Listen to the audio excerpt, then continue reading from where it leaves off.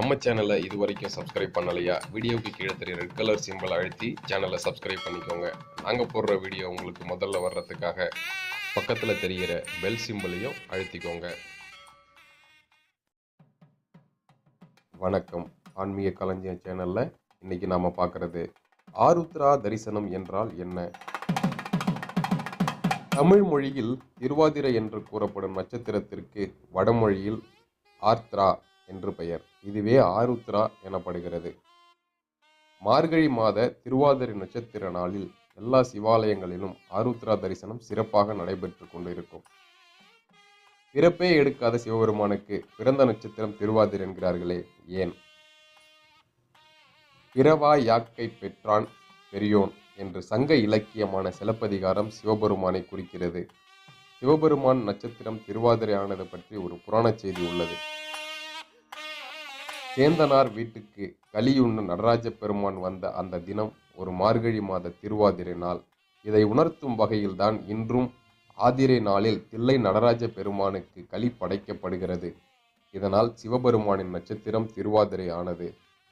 இது மட்டுமல்ல, ஒரு காலத்தில் திரேதாயுகா என்ற பெண் பார்வதி தேவியின் தீவிர பக்தையாக இருந்தால் திரேதாயுகாவுக்கு திருமணம் நடந்தது. அக்காலத்தில் திருமணமான 4வது நாளில்தான் சாந்தி முகூர்த்தம் நடக்கும். ஆனால் திருமணமான 3வது நாளிலேயே திரேதாயுகாவின் கணவன் இறந்து விட்டார். திரேதாயுகா அலறி துடித்து, பார்வதி தேவியே, உன் பக்தையான என்னை இப்படி சோதிக்கலாமா? உன்னை இவ்வளவு காலம் வணங்கி என்ன பயன் என்று கூறி அழுதாள் திரேதாயுகா. அப்பொழுது கைலாயத்தில் சிவன் அருகில் அமர்ந்திருந்த பார்வதி தேவி திரேதாயுகாவின் அலறலை கேட்டு அவள் கணவனுக்கு உயிர் பிச்சை அளிக்க சபதம் செய்தாள். அவளது சபதத்தை கேட்டு அதிர்ந்து போன சிவன் உடனே யமலோகத்தை ஒரு பார்வை பார்த்தார். இதை கண்டு பதறிப்போன யமன் திரேதாயுகாவின் கணவனுக்கு மீண்டும் உயிர் கொடுத்தார். அதன் பின் பார்வதியும் பரமசிவனும் திரேதாயுகாவுக்கு அவள் கணவனுக்கும் தரிசன காட்சி கொடுத்து ஆசீர்வதித்தார்கள்.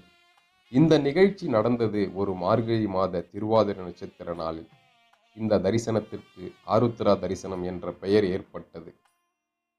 சேந்தனாருக்கும் திரேதாயுகாவுக்கும் நேரில் தோன்றி தரிசனம் தந்த அந்த திருவாதிரை நட்சத்திர நாளையே சிவபெருமானாரின் நட்சத்திரமாக, அதாவது ஆருத்ரா தரிசனமாக கொண்டாடப்படுகிறது. ஆருத்ரா தரிசனம் பற்றி ஒரு சில இதை பார்க்கலாம். சிவபெருமானின் நெருப்பு உருவமாக தன்னை வெளிப்படுத்தி காட்டியது சிவராத்திரி நன்னாளில்தான். சுவாமி தான் இப்பூமியில் தோற்றுவித்து நின்ற நாள் ஆருத்ரா நன்னாள். சிவராத்திரி அன்று அவரை வழிபட்டால்தான் பலன், ஆருத்ராவன்று அவரை தரிசித்தாலே பலன் அப்படின்னு முன்னோர்கள்லாம் சொல்லியிருக்கிறாங்க. இந்த தகவல் உங்களுக்கு பிடிச்சிருந்ததுன்னா லைக் பண்ணுங்கள்.